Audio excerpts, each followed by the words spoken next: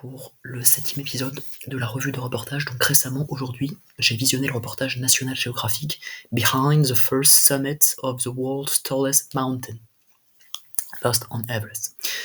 Donc alors en fait, il faut savoir que le reportage, il commence par l'évocation d'une exploration, d'une expédition qui a eu lieu il y a à peu près un siècle, en 1924. Donc en fait, deux explorateurs, Irvine et George Mallory, se sont lancés dans une expédition périlleuse. En fait, ils ont essayé d'atteindre le sommet de l'Everest. Donc ils ont essayé d'arriver au sommet de l'Everest.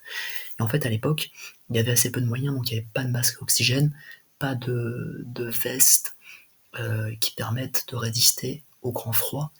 Donc pas les vêtements qu'on connaît aujourd'hui. Il y avait des équipements qui étaient, on va dire, très légers, très sommaires, et donc pas adaptés, pas adéquats pour une expédition en haute montagne.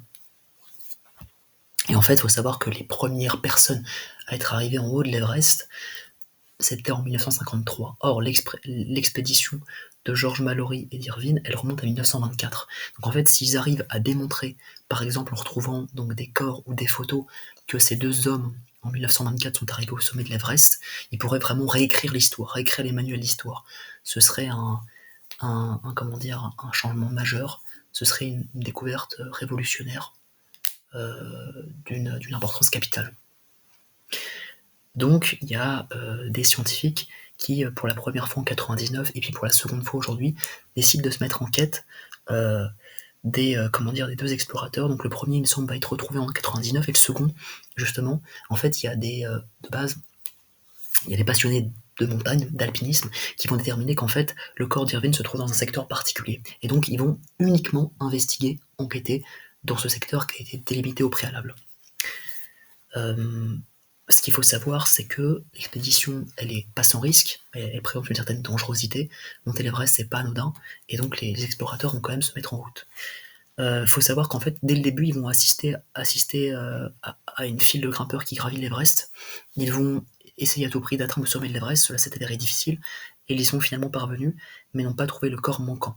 En l'occurrence, voilà, ils n'ont pas trouvé le corps d'Irvine. Donc en fait, on nous présente vraiment l'expédition en haut de l'Everest. On voit que de temps en temps, il y a quelqu'un qui perd la vie, qui décède. On montre voilà, qu'il y a des pentes abruptes, que l'Everest est vraiment gigantesque. C'est le plus grand qui existe. C'est pas la plus difficile, mais c'est vraiment le mont le plus grand. En tout cas, dont l'altitude est la plus élevée, plus de 8000 mètres. Et c'est vrai que c'est assez impressionnant de voir que voilà, ils gravissent l'Everest. C'est quelque chose qui est juste spectaculaire à voir. Donc voilà, ils gravissent l'Everest. Les températures sont particulièrement basses, il faut aussi le mentionner. Et le reportage est vraiment parfois filmé à la première personne, donc on a vraiment l'impression, on est en immersion, on a vraiment l'impression d'être avec les explorateurs directement. Donc c'est quelque chose qui est vraiment super, super beau, magnifique, sublime à voir. Voilà, de voir les explorateurs qui gravissent le mont Everest, c'est vraiment quelque chose qui est impressionnant à voir. Voilà, alors ça s'est avéré difficile, ils arrivent par la suite au sommet, et au final ils ne découvrent aucune photo, aucune trace des explorateurs qui ont tenté de gravir le mont Everest en 1924.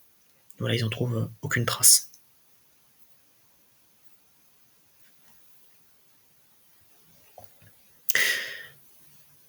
Voilà pour le reportage. En tout cas, j'espère que cette revue de vidéo de reportage vous aura plu. J'espère que voilà, ça vous aura appris des choses. En tout cas, moi, j'ai apprécié ce reportage. C'est passionnant de savoir comment précisément des grimpeurs peuvent gravir l'Everest, parce qu'il y a des itinéraires précis. On ne tente pas d'escalader le mont Everest comme ça, par hasard, aléatoirement. Il faut s'y préparer en amont.